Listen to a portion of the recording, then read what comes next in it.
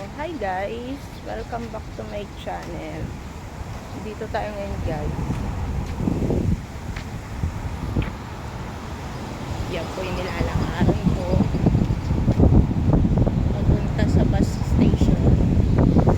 So ngayon guys, kaya pala ako naglalakad kasi may hinahabol akong araw. Ay oras pala so. So may nahabol tayong oras guys. Tapos nawili akong mag-video. Ngayon, pagtingin ko sa oras, OMG, wala na yung bus, umalis na. First time ko na nangyari sa akin to na nakalimutan ko yung oras ng bus. Ayan, sayang. So yun ulit guys, mamaya muna. Ngayon guys, ganda ng panahon today. Ayun yung lalakaran natin. Grabe, ang sarap-sarap ng lakad ko. Hindi ko naiisip yung oras, kainis.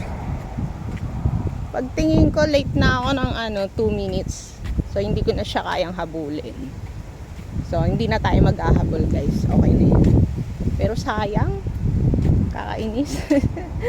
Nayayamot ako. Alam mo yun, bago ka lumabas ng ng pinto guys, iniisip mo na kailangan mo magmadali maglakad kasi nga syempre nahabol mo yung oras.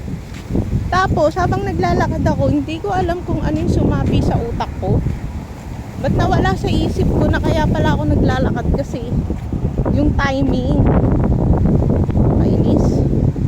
Wala na, malis na yung bus. Swerte ko na lang kung na-late yung bus, maabutan ko pa siya. Pero kung ang cute, ang ganda, diba? Ganyan ba naman makikita mo habang naglalakad ka? Sino ba naman di makakalimot sa oras? So yun guys, buti sana kung late yung bus. Pag late yung bus, may pag-asa pa akong makasakay. Pero kung hindi, sakto yung dating ng bus, wala na. Another 30 minutes na naman yung hihintayin ko. Kainis. Ba na talaga pag tumatanda guys, ang dami nang nakakalimutan. Kakalabas ko lang ng pinto, nakalimutan ko na kailangan ko maglakad ng mabilis. OMG, kaurat. But anyway, okay lang yan. May dahilan, baka kaya siguro hindi ako makakasakay ngayon sa bus na yun kasi alam niyo na, makakakita ko ng sale sa mall, mga ganong eksena. Dadaan pa sana ako dun guys, kasi dagat din yun eh. Kaso, wag na. Doon na tayo. So yun, McDonald's, bibili muna ako ng ice cream guys bago ako sumakay ng bus. So yun lang, mamaya ulit. So ayan guys, nakikita nyo po, dito po ako naghihintay ng bus. Sayang talaga, hinayang na hinayang ako sa oras guys. So dito po, yan po sa puno na yan. Ay mali, dito pala banda yan. Yan sa buhangin na yan. Yan po, nag-i-stop yung bus. So para sa mga pasahero na naghihintay ng bus. Ayan. Dati guys pala, ayan yung area na yan, yan, bird zoo. Nadami kayo diyang makikitang iba't ibang uri ng ibon. So yung nag-COVID, sinarado na siya. Ngayon naging empty na siya, para na siya abandonado, pangit. Nakikita nyo guys, medyo mainit siya ngayon. Yung araw na nanatin. Grabe yung araw, nangahampas ng ulan. Ayan. Nakakahiya po dito guys kasi ayan, kung makikita nyo talagang parang hindi pala siya nakakahiya, parang nakakailang kasi syempre nakaupo ka, mag-isa ka, tapos ang daming tumadaan na sasakyan. Parang naghihintay naman. Kaya hanggat maaari, tinitingnan ko talaga yung oras ng bus para kahit umupo ako dito, mga 5 minutes na, ganyan, pinakamatagal na 10 minutes. Pero dahil nga syunga ako, sarap-sarap pa nakuha ko ng mga short video sa daan. Ayun, na-late ako ng ilang minuto. So wala na yung bus. So yun lang. So ayan guys, nandito na po tayo sa bus.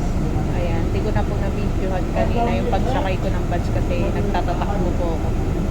Muntik na naman ako maiwan ng bus kanina guys.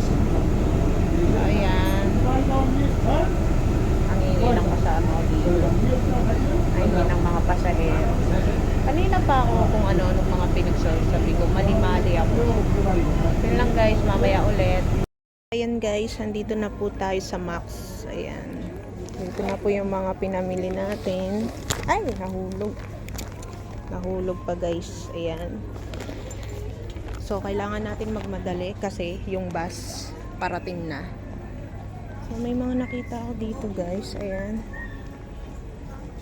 Daming mga t-shirt guys. Oh. Ayan.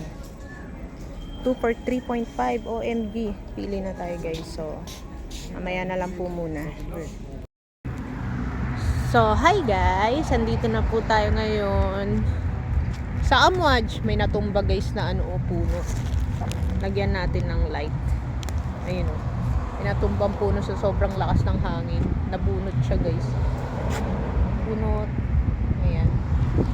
So ayan guys. Ito na po yung pinamili natin. Hindi na po ako masyadong nag-video kasi ang bigat.